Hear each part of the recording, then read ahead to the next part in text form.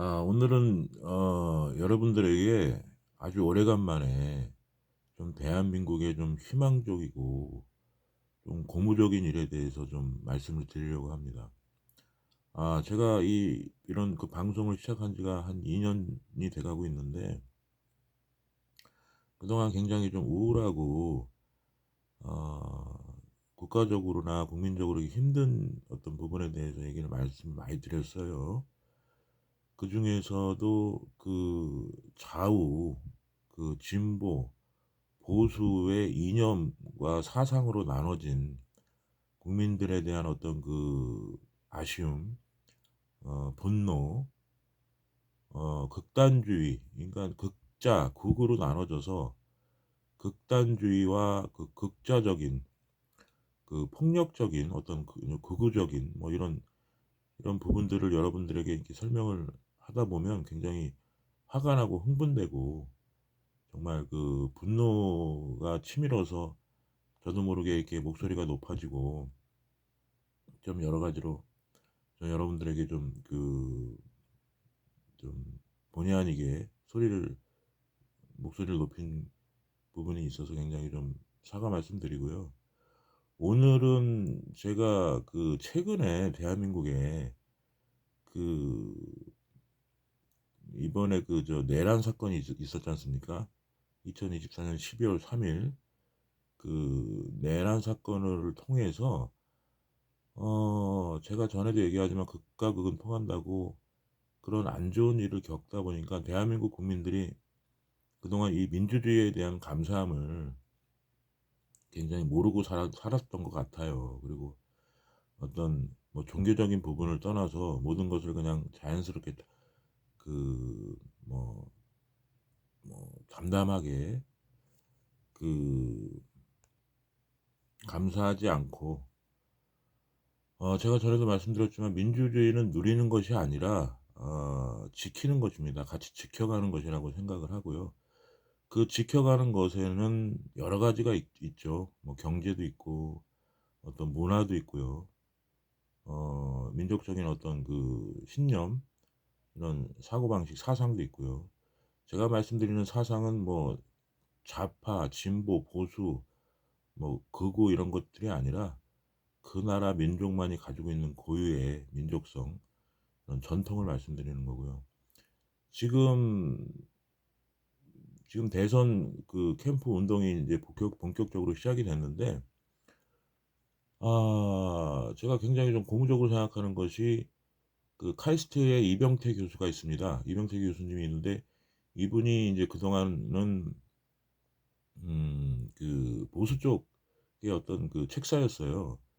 그 홍준표 그 캠프에 있었던 분이었는데, 이분이 이번에 이제 이재명 캠프에 합류를 하게 됐습니다. 그리고 요즘에 보시면 그 정규재 주필도 그렇고요. 조갑재 그 닷컴 그 조갑재 대표도 그렇고, 최근에 굉장히 좀 그 겉모습으로 보면 좀 뭐 여러분들이 어떤 기준으로 판단하면 '이 사람들이 왜 이렇게 좌클릭을 하나. 좌측으로 가나.' 이렇게 말씀을 하시는 분들이 많은데, 뭐 배신했다고 하시는 분들도 있고 변절했다는 분들도 계신데, 저는 그렇게 생각합니다. 윤석열도 마찬가지고요. 이재명도 마찬가지고, 대한민국 국민은 누구나 무죄 추정의 원칙을 적용받는 자유민주주의 국가에서 살고 있습니다. 그래서 제가 지금 이재명이라는 한 인간에 대해서 '이 사람은 아무 죄가 없다. 뭐 무죄다. 뭐 윤석열은 아주 죄가 많다. 아주 이 사람은 유죄다. 뭐 김건희는 아주 죄가 많은 사람이다.' 뭐 이렇게 단정지어서 말씀드리는 것이 아니고, 대한민국 같은 경우는 그래서 이 쉽게 해서 그 법정에서 어떤 자기의 어떤 시시비비를 가리고 유죄 무죄를 이렇게 뭐 1 심, 2심, 3심 그다음에 상고까지 가서 그 총 인제 그 대법원에서 좀 판결을 내리는 이런 그 민주주의 국가이기 때문에, 그 법적인 문제는 그 정말 그 현명한 재판관들한테 맡겨야 되는 부분이고요. 지금 대한민국은 가장 어려운 부분이, 뭐 대한민국이 경제가 안 좋았던 적이 얼마나 있습니까? 항상 안 좋았습니다, 대한민국은. 왜냐하면 국가적으로 어떤 자원이나 어떤 그 재화가 많이 부족한 국가이고, 가진 것이라고는 제가 전에도 말씀드렸다시피 이 인재, 머리들입니다. 근데 이 인재 풀들이 뭐 이념이나 사상에 사로잡혀서 진보, 보수, 뭐 전라도, 경상도, 남북 이렇게 막 갈라져서 정말 얼마나 국가적으로 큰 손해였고 정말 그 리스크가 많았던지 여러분들도 잘 알고 계실 겁니다. 그런데 이번에 인제 뭐 정규제 주필이라든지 조갑재 씨라든지 조갑재 대표라든지 뭐 이병태 교수, 카이스트 이병태 교수가 이재명 캠프로 한다든지, 그리고 얼마 전에 보니까 며칠 전이 어젠가요? 그 이재명 그 후보가 대구에서 그 연설을 하는데, 선거운동하는데 뭐 대구가 디비졌다고 그러더라고요. 그리고 반대로 또 그 권성동 씨가 그 대구에서 그 김문수 선거운동 할 때 뭐 그냥 어마어마한 야유와 대구에서, 그러니까 여기가 대구인지 뭐 광주인지 모를 정도로 어마어마한 그 시위 그 뭐죠? 불만을 표출했다고 하더라고요. 그러니까 이런 것만 봐도 이제 국민들도 굉장히 많이 깨어난 것 같아요. 깨어나고 있는 것 같습니다. 그러니까 좀 한편으로는 굉장히 고무적이고 희망적이라고 보지만, 한편으로는 굉장히 아쉬운 부분이 뭐냐면, 굉장히 좀 늦었죠. 굉장히 늦었지만 지금이라도 이런 어떤 그 사고방식의 어떤 변화를 주려고 하는 국민들이, 깨어나고 있는 국민들이 있는 것 같아서 굉장히 좀 다행이라고 생각하고요. 그렇다고 제가 뭐 전에 말씀드린 것처럼 제가 이재명을 지금 편들려고 지금 하는 얘기가 아닙니다.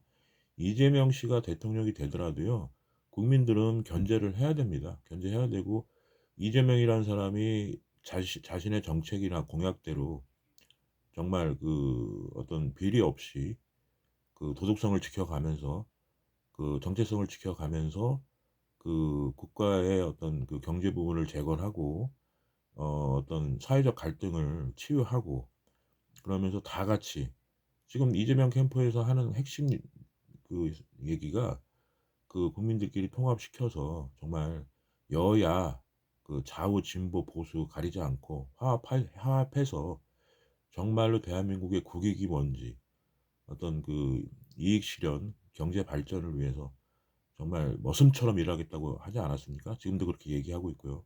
그러니까 정말 국민들이 그냥 대통령 뽑아 놨다고 해서 '아 이재명이 됐으니까 인제 대한민국 잘 살겠지. 뭐 잘하겠지.'라고 생각하시면 안 됩니다. 어떤 누가 대통령이 돼도 마찬가지예요. 국민 여러분들이 쉽게 해서 민주당 측 같은 경우에 우리 인제 좌파 정권이 들었으니까 인제 좌파 정권의 할 일이나 좌파 정권을 지지하는 뭐 정당이나 정당원들이나 뭐 팟캐스트들이나 유튜버들이나 국민들은 이제 할 일을 다 했다. 이제 우리는 정치에 대해서 관심을 끄자. 이렇게 하시면 안 됩니다. 그동안 대한민국이 그 부분이 굉장히 좀 미흡했고 부족했기 때문에, 이렇게 대통령이 바뀔 때마다 정말 지금 벌써 두 번의 대통령을, 저는 박근혜 대통령이나 윤석열 대통령을 뭐 지지해서 하는 얘기가 아니고요.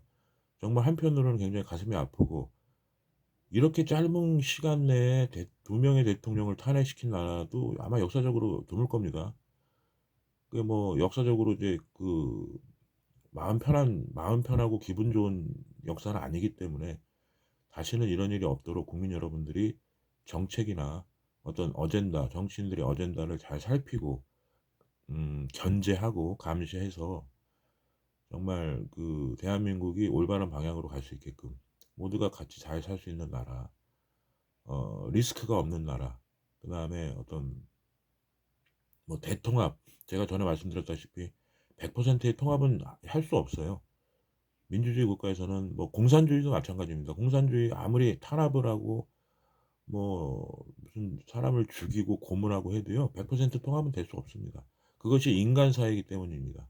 신들이 아니기 때문에.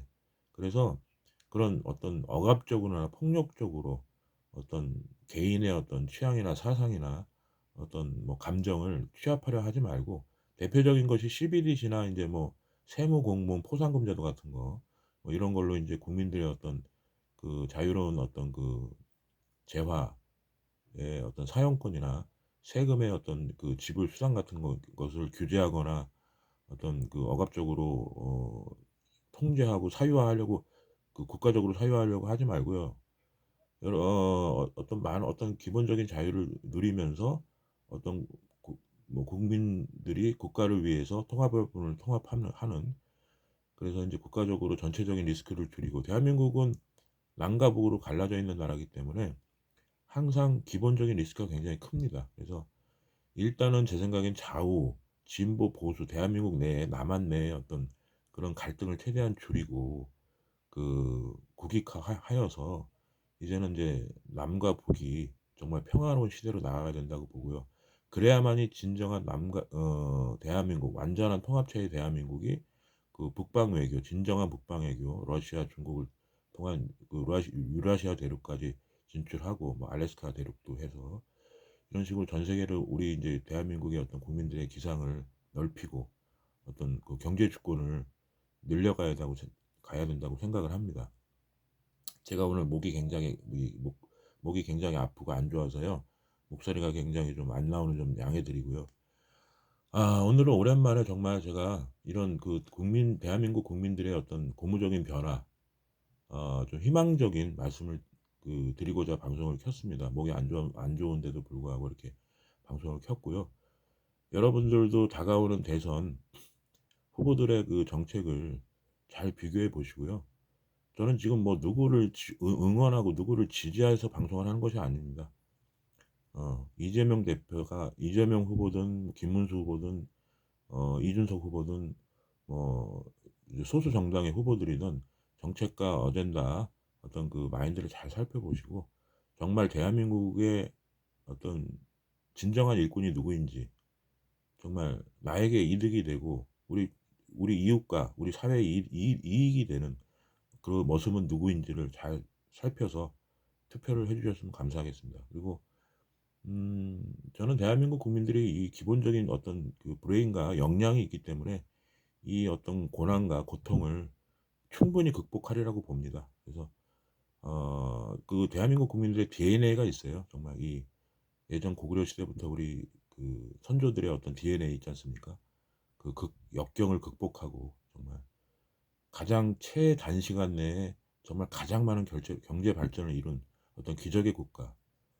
지금 같은 경우는 이제 세계의 어떤 K컬처가 세계 문화를 선도하고 있고요. 그러니까 여러분들이 충분히 그런 역량이 있고 대한민국 국민들이 다시 이겨낼 수 있는 DNA가 있다고 생각을 합니다. 그래서 우리 모두 같이 힘을 합쳐서 이 역경과 고난을 극복하는 어떤 슬기로운 국민 생활을 한번 하자고 제의를 드립니다. 자, 최근에 이제 밤낮으로 좀 온도차가 많고요. 목감기 걸리시는 분들이 많더라고요. 그러니까 감기 조심하시고, 항상 여러분 가정에 하나님의 사랑과 축복이 안전히 가득하기를 기도드리고 또 기도드리겠습니다. 감사합니다, 여러분. 행복하십시오.